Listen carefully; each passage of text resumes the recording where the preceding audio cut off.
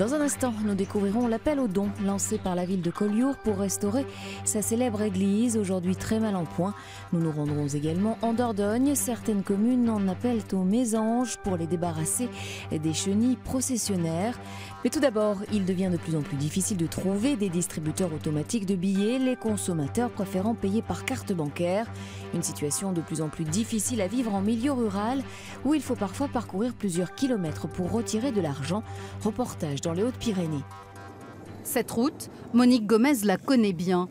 À chaque fois qu'elle a besoin d'argent liquide, elle doit aller jusqu'au village voisin. Là, ça nous fait faire 5-6 km pour aller à Juillan, le DAB le plus proche. Monique Gomez a fini par s'y faire, mais déplore cette situation. Car dans son village, Aussin, 2300 habitants, 2 écoles et tous les commerces de proximité, mais pas de distributeurs de billets. Ah, moi ça me gêne, oui. Il y a des gens qui nous laissent la viande, qui reviennent une demi-heure après chercher leur viande. Certains commerçants font crédit, d'autres se sont adaptés, comme cette boulangère qui accepte les très petits paiements par carte, malgré des frais bancaires supplémentaires. Alors la carte, c'est pratiquement tous les jours, j'ai à peu près 50 cartes, oui, à moins de 2 €.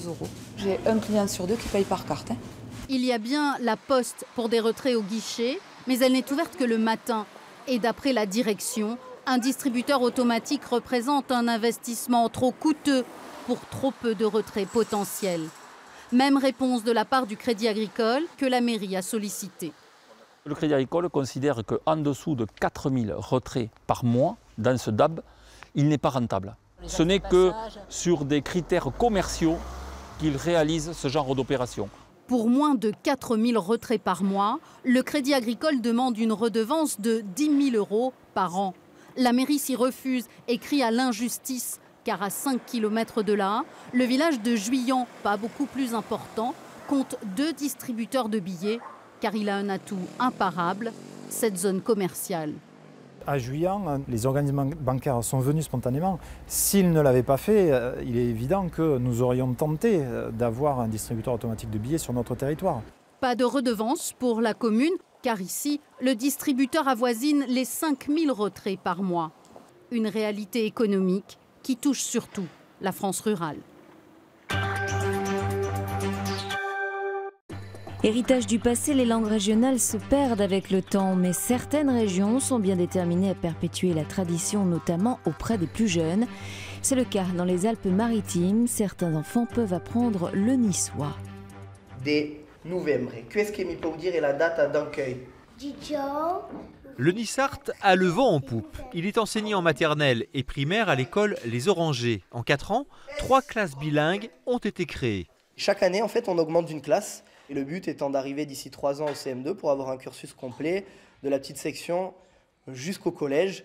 Les familles, les élèves sont demandeurs, mais y a-t-il assez de professeurs? Des formations en Nissart sont proposées à la fac de lettres. Parmi elles, la licence 3. Elle est appelée à disparaître et selon une lettre qui circule entre étudiants, l'arrêt pourrait avoir lieu dès la rentrée prochaine.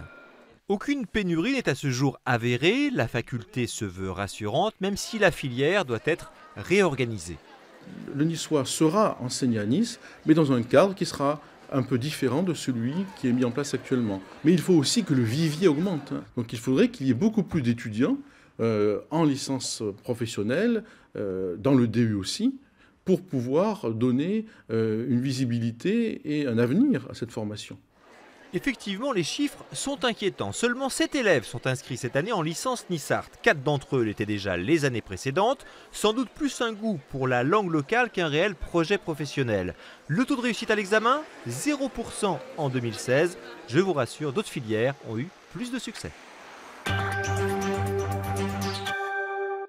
Des nichoirs pour les mésanges afin de lutter contre des chenilles urticantes en Dordogne. La ville de Trélissac mise sur ces oiseaux pour manger ces insectes à l'appétit vorace qui pullulent dans la commune. Quel est le lien entre un nid de chenilles processionnaire et un atelier de menuiserie?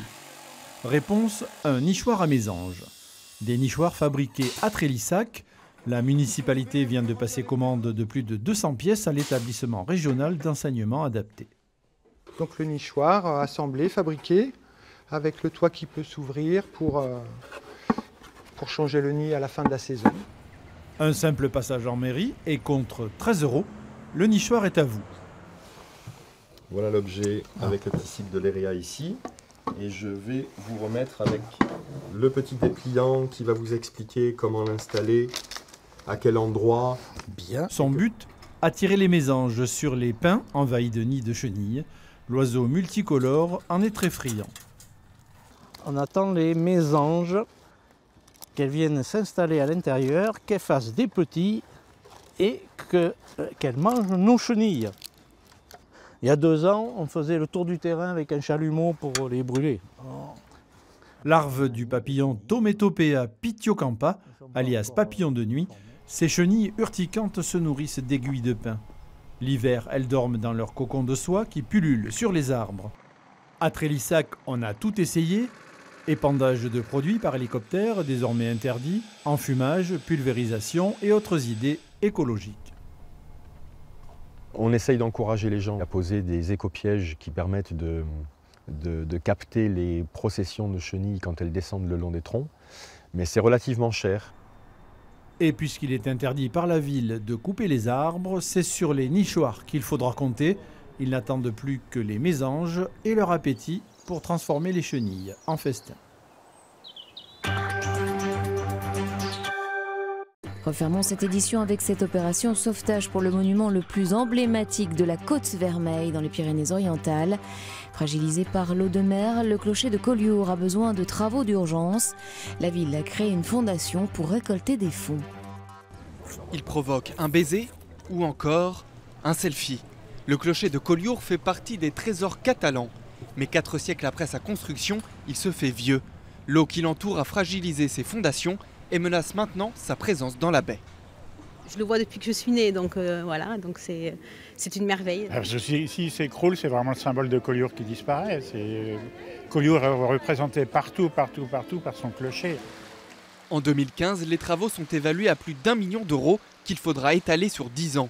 20% financés par la commune et 80% par les collectivités. Un appel aux dons est aussi lancé en 2016, mais 1 an et demi plus tard, la somme récoltée ne fait pas frémir. C'est quelques milliers d'euros, alors qu'on est sur des projets beaucoup plus ambitieux, mais c'est symboliquement extrêmement important. Pour participer à la rénovation du clocher et de son église, vous pouvez envoyer un don à l'Association internationale du clocher de Collioure ou à la mairie, un effort que les locaux et les touristes semblent prêts à faire. C'est quelque chose qui nous tient vraiment à cœur et si en cas on doit mettre les moyens, on le fera. La première tranche de travaux débutera courant 2018 avec l'étanchéité et le nettoyage du clocher.